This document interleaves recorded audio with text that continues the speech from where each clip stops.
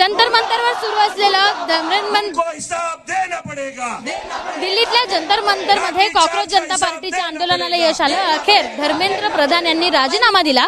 देशभरात काल मोठा जल्लोष साजरा करण्यात आला आणि तसाच जल्लोष आहे तो पुण्यातल्या सावित्रीबाई फुले पुणे विद्यापीठात साजरा होताना दिसतो। आपण जर बघितलं सगळे जेनझी, वेगवेगळ्या शिक्षण पद्धतीत शिक्षण घेणारे सगळे विद्यार्थी, कार्यकर्ते आणि वेगवेगळ्या संघटनांचे विद्यार्थी संघटनांचे विद्यार्थी देखील या सगळ्या विजय जल्लोषात आहे ते सहभागी झालेले आहेत। आणि एवढंच नाही तर इथे सरकारने आम्हाला काय काय सांगितलं, दिल्लीत जाऊन कोणकोणते अनुभव आले, हे सगळे अनुभव कथन जे आहे ते या ठिकाणी दिल्लीत गेलेल्या विद्यार्थ्यांकडनं दिसतंय। आपण जर बघितलं तर पहिलं अभिजित दिपकेंनी आंदोलन दिल्लीत केलं होतं, दुसरं आंदोलन होतं ते पुण्यातल्या याच ठिकाणी करण्यात आलं होतं आणि आता त्याच आंदोलनाला यश आलं आहे। आपल्यासोबत दिल्लीतल्या जंतर मंतर मध्ये अनुभव करून सगळा हा आंदोलन अनुभवणारा मुलगा आहे। काय काय अनुभवलं दिल्लीत नेमकं? दिल्लीचा जो अनुभव होता एकूणच तर त्याच्यामध्ये दिल्लीचं जे वातावरण होतं ते गेल्या 20 तारखेपासून 19 तारखेपासूनच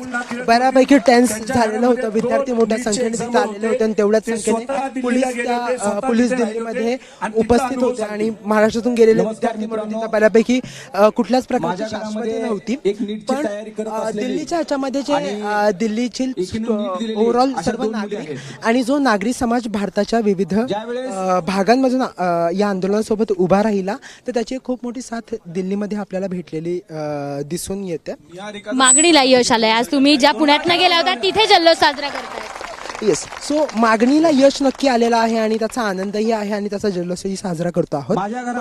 या रिजिग्नेशनवरती आम्ही थांबलेलो नाही आहोत। आम्ही विद्यार्थी म्हणून या लढाईला शिक्षण व्यवस्थेतील फंडामेंटल पातळीवरती बदल ह्याच्यावरती पाहतो आणि ती शिक्षण व्यवस्था ही स्वतंत्र नाहीये, तिथल्या व्यवस्थेचा भाग आहे। तो त्या व्यवस्थेत परिवर्तनापर्यंत जो विचार भगतसिंग विद्यार्थ्यांना सांगतो तो विचार घेऊन व्यवस्था परिवर्तनाचा विचार घेऊन आम्ही विद्यार्थी अजूनही हा लढा पुढे चालू ठेवू आणि जोवर शिक्षण व्यवस्थेमध्ये फंडामेंटल बदल होत नाहीत, सर्वसामान्यांपर्यंत शिक्षण पोहोचत नाही, सर्वसामान्यांपर्यंत ऍक्सेसिबिलिटी पोहोचत नाही, तोपर्यंत आमचा लढा चालू राहील। आपल्यासोबत ही ताई पण आहे। तू दिल्लीत गेली होती, दिल्लीत लाठीचार्ज झाला, ते सगळं तू अनुभवलंय।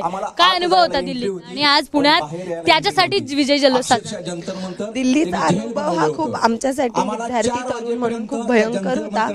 आम्ही हे एक्सपेक्टच केलं नव्हतं की आमच्यासोबत असं होईल, कारण आम्ही ज्या मागण्या घेऊन गेलो होतो ते या देशाच्या भवितव्यासाठी घेऊन गेलो होतो, या देशाच्या शिक्षण व्यवस्थेसाठी घेऊन गेलो होतो। आणि अशी स्थिती असताना या सरकारने आमच्यावर दडपशाही करणं, जेव्हा तुमची चूक आहे, जेव्हा हजारोंच्या लाखोंच्या संख्येने असंतोष असणारे विद्यार्थी जमतायत, तर आम्ही हे पहिलं एक्सपेक्ट नव्हतं केलं। पण हे पूर्ण क्लॅरिटी होती की हे होऊ शकतं। आजची सरकार इतकं दमन करू शकते, इतकं खालच्या पातळीवर जाऊ शकते, याची पूर्ण कल्पना होती की लाठीचार्ज होऊ शकतो आणि आम्ही त्याच्यासाठी तयार होतो। स्त्रियांवर देखील, तुमच्या मुलींवर, विद्यार्थींवर देखील लाठीचार्ज करण्यात आला, त्याबद्दल काय झालं? तुला कुठे लागलेला आहे का?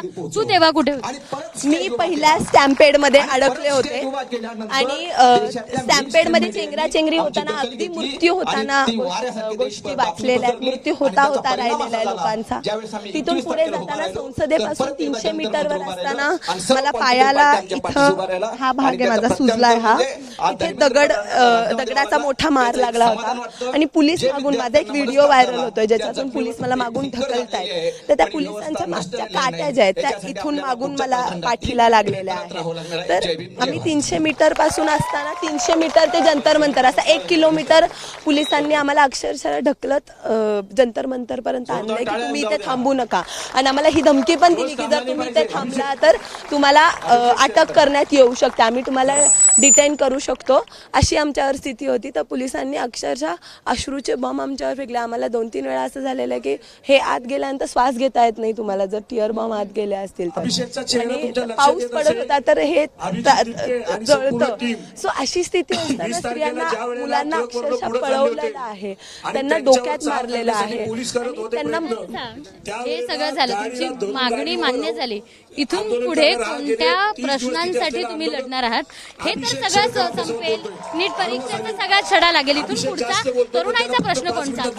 आम्हाला हा महत्त्वाचा मुद्दा आहे की हे राजीनामा झालाय, पण आता इथून पुढे नॅशनल एज्युकेशन पॉलिसी जी बदललेली आहे त्याच्यामधनं खाजगीकरणाचा प्रश्न आलेला आहे. हा पुढचा आमचा टप्पा असणार आहे आणि हेच असताना आम्हाला इथे वाटतं की 3 मुद्द्यांवर आम्हाला काम करायचं आहे. म्हणजे सातत्याने गव्हर्नमेंटला विरोध करत राहणं हे आहे, त्यांच्या धोरणांना विरोध करणं, पण आम्ही प्रत्यक्ष पुण्यामध्ये लोकशाही प्रस्थापित करण्याचे कुठले स्पेसेस ओपन करणार आहोत जिथे लोकशाही सातत्याने लोक येऊन एकत्र प्रॅक्टिस करतायत.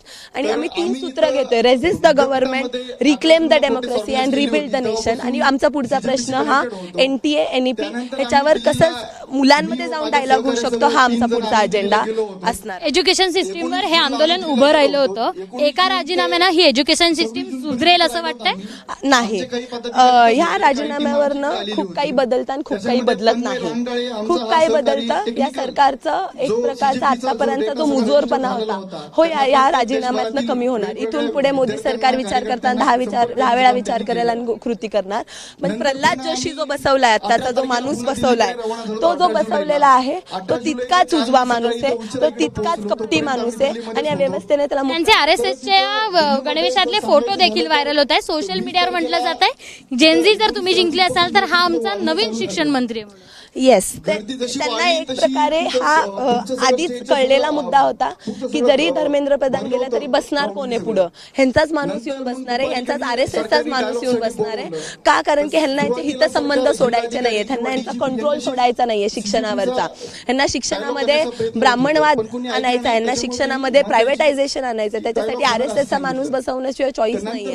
ह्यांच्या हातचा पिल्ला पाहिजे ह्यांना बसवण्यासाठी. आताच्या शिक्षणात ब्राह्मणवाद आहे असं तुला वाटतं? येस, आमच्या सिलेबसवर बघितलंय, NEP मधनं बघितलं तर इंडियन नॉलेज सिस्टीम हा आमचा भाग आहे शिक्षणाचा. इंडियन नॉलेज सिस्टीम काय शिकवतं? वेद शिकवतं, जातीवाद शिकवतं, जाती व्यवस्था काय होती हे शिकवतं. तर हे जे आहेत ना की तुम्ही पुन्हा एकदा हिस्ट्री एक विशिष्ट पद्धतीने आणताय. मग हिस्ट्रीमध्ये बुद्ध पण आहे, चार्वाक पण आहे, महानुभाव पंथ आहेत, हे सिलेबसमध्ये नाही येत आज आम्हाला शिकवताना. मग एक विशिष्ट इतिहास, एकेरी इतिहास शिकवणं हा एक तर हे पुन्हा येत आहे असं आम्हाला वाटतं. आता विजयी जल्लोष करताय, शेवटचं एक वाक्य, दिल्लीतला अनुभव आणि पुण्यातला अनुभव याच्यावर काय सांग? काय शिकली तू या सगळ्या माहोलमधनं, या सगळ्या आंदोलनातलं, as a person, as a मुलगी आणि ऍज अ भारताची नागरिक म्हणून काय शिकली?